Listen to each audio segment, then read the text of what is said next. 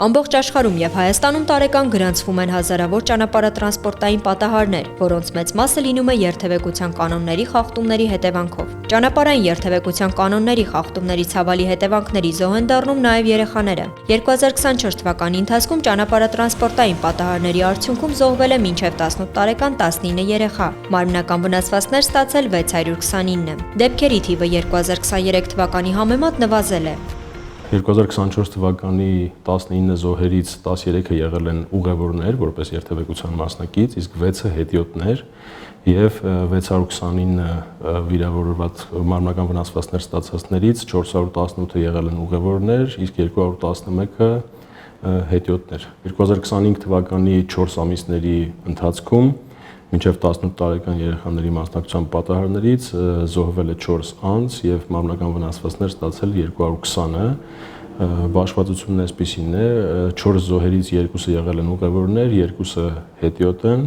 եւ 220 զոհերի մարմնական վնասվածք ստացածներից 143-ը եղել են ուղևորներ, 77-ը հետիոտներ։ Չիլինգարյանը մտահոգված է, ներկայացված թվերը խոսում է այն մասին, որ մինչև 18 տարեկան անչափահաս քաղաքացիների մեծ մասը հետիոտնի կարգավիճակում մարմնական վնասվածքներ է ստացել, քանի որ չի հետևել ճանապարհային երթևեկության կանոններին, իսկ ուղևորների պարագայում երեխաները չեն եղել ամրակապված կամ համապատասխան մանկական պահող հարմարանքի։ Մենք նաև պարբերաբար տարվա ընթացքում ունենում ենք շրջայցեր դպրոցներ, հանդիպումներ ենք ունենում դպրոցների ուսուցիչների, ինչպես նաև երեխաների հետ, բացատրում ենք բնականաբար ճանապարհային երթևեկության կանոնների իրենց հասանելի տեղեկատվությունը, հատկապես ճանապարհը հատելու կամ ճանապարհով տեղաշարժվելու կարգը, ու բացի այդ մեր ամենօրյա ծառայության ընթացքում ուշադրություն ենք դարձնում տրանսպորտային միջոցով երեխաների տեղափոխման կարգին, քանի որ շատ են դեպքերը, երբ հենց որպես ուղևոր են մեր անչափահաս քաղաքացիները ենթարկվում ճանապարհատրանսպորտային պատահարի, այսինքն գտնվելով մեքենայի մեջ, այստեղ ուշադրություն ենք դարձնում բնականաբար հաշվի առնելով նաև տարիքային եւ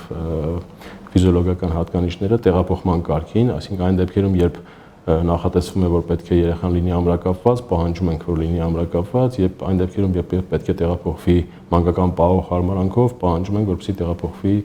դրանով, իսկ չունենալու դեպքում իրականացնում ենք համապատասխան վարչարություն, բացի այդ որոշում ենք, որ մեր ծնողները պահպանեն նաև երեխաների տեղափոխման կարգը, քանի որ այս դեպքում երեխաների կամքից չէ կախված,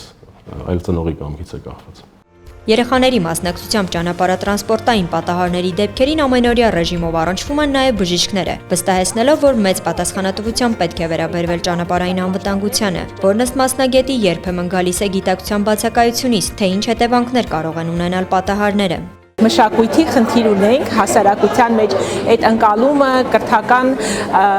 ծրագրերը եւ առհասարակ մեր միջավայրը տրամադրող չեն այդ կանոններին հետևելու համար։ Ամեն ծնող, ինչպես երեխայի ծննդյանը նախապատրաստվում է օրինակ օրորոց գնելով, քան որ դա շատ բնական է, մենք չենք պատկերացնում, որ երեխան կարող է այլ վայրում քնել, քան իր օրորոցում, նույնպես չպետք է պատկերացնենք, որ երեխան մեքենայի մեջ կարող է գտնվել այլ վայրում, քան իր մանկական հատուկ տեսված նստատեղում եւ երեխան ծնված օրից ցանկացած կարճ, երկար, մոտիկ, հեռու ուղևորություն պետք է գնա անվտանգ, ամրակապված եւ հատուկ նստատեղում։ Ճանապարհատրանսպորտային պատահարների հետևանքով երեխաների մոտ առավել հաճախ հանդիպում են գլխի, ողնաշարի, ներքին օրգանների տարբեր տեսակի վնասվածքներ, ինչպես նաեւ վերջույթների կոտրվածքները։ Ճանապարհատրանսպորտային պատահարների արդյունքում տուժած մեծաքանակ երեխաները ահազանգող են բոլորիս համար։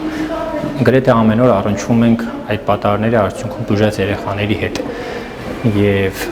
բոլոր վնասվածքները գրեթե հնարավոր է կանխարգելել, եթե ճիշտ պահպանվեն ճանապարհային երթևեկության կանոնները։ Երբ որ քարսիտ օգտագործում են, իրանք արդեն այնքան հասուն են, որ նաեւ պահպանում են մյուս երթևեկության կանոնները։ Ես չեմ հիշում քարսիտով վնասված երեխա։ Երեխեք լինելով փոքր, երեխեքը լինելով տենց շեղված անընդհատ երթևեկության ընթացքում պետքա ֆիքսված լինեն։ Վթարը վայրկյանական է, եթե վարորդը կարող է իրան պաշտպանի, տեսնելով վթարի պահը, երեխեքը թույլ նստած են ու ֆիքսված չլինելով շատ ծանր կարող է վնասվել, շատ ծանր։ Մասնագետները եւ պատկան մարմինները փաստում են, շատ մեծ աշխատանք կա իրականացնելու ճանապարհային երթևեկության անվտանգության մշակույթը հանրության մեջ զարգացնելու ուղղությամբ։ Սկսած ծնողներից պետք է ճիշտ հետևեն այդ կանոններին եւ օրինակ ծառայեն իրենց երեխաների համար։ Գայնե Գաբոյան, Հովանես Մկրտչյան, Armenpress։